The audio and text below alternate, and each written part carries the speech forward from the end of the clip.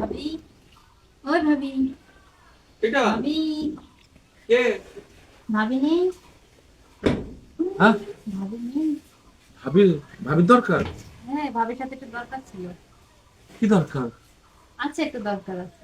আসেন, ভিতরে আসেন। আপনার ভাবি একটু পাশের বাড়ি গিয়েছে, এখন চলে আসবে। আসেন আসেন আসেন, ভিতরে আসেন। আসেন, বসেন, বলেন। আহ, কি দরকার? ওই ভাবির সাথে একটু দরকার ছিল। আরে ভাবির কাছে টাকা কথা বলছিলাম তো, টাকা নিয়ে তাই। টাকা নেবেন? কিসের টাকা? আমার একটু সমস্যা, একটু কিস্তি আছে তো, এই জন্য ভাবির কাছে টাকা চাইছিলাম ধার। ও, আপনি সে আব্বাসের বউ না? জি জি। আরে, আপনার স্বামী তো সারাদিন নেশা করে রাস্তাঘাটে ওদিক ওদিকে বেরিয়ে বেড়ায়। তো সংসারও তো ঠিক মতন চালান আমি শুনেছি, নাকি? হ্যাঁ ভাই, সামনে।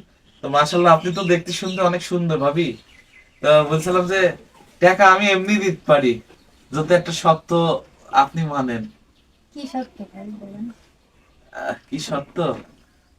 একটু ভালোবাসা করতে হবে আমার সাথে। কি বলছেন আপনি? না না, ঘরে বউ আছে, এসব কথা কিন্তু আমি ভাবিকে বলে দেবো। আরে না না না না, শোনেন, আমি তো আপনার ভালোর জন্যই বলছি। আপনি যদি আপনার ভাবির বিলে দেন, আমি কিন্তু টাকা দেবো না। আর টাকা না দিলি কিস্তি আলা কিন্তু আপনার ঘরের জিনিসপাতি, গরু ছাগল নিয়ে যাবে। আপনি কি এটা চান? না, তা তো আমি চাইনি। আচ্ছা, ভালো কথা। আপনার ওই ছাগলও বলে আপনার স্বামী বিক্রি করে খেয়েছে, তাহলে কিস্তির লোক কি নিয়ে যাবে? কিছুই নেই আর নেওয়ার মতো, সব আচ্ছা। নিয়ে নিয়েছি। আচ্ছা, আপনার স্বামী ভাবি যে এত এত নিশা করে, আপনি এত সুন্দর বউ, আপনি তার সংসার করেন কি করে? আমি বলছি কি, আমি আপনার টাকা পয়সা দিচ্ছি। টাকা লাগবে কত? টাকা অনেক আছে। টাকা আমি আপনার দিচ্ছি, যদি আপনি একটু বুঝতে তো পারছেন, যদি ভালোবাসা দেন। আপনি রাজি আছেন? এগুলা করলে তো মানুষ খারাপ বলবে, জানাজানি হলে তো মান সম্মান থাকবে না। আচ্ছা, মান সম্মান থাকে না সেটা আমি বুঝছি।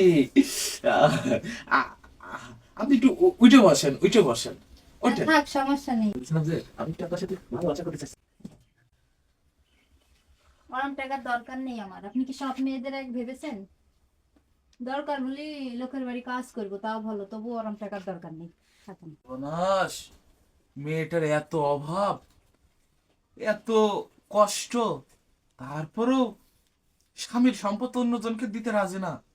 বুঝতে পারছি, মেয়েটা খুব ভালো পরিবারের।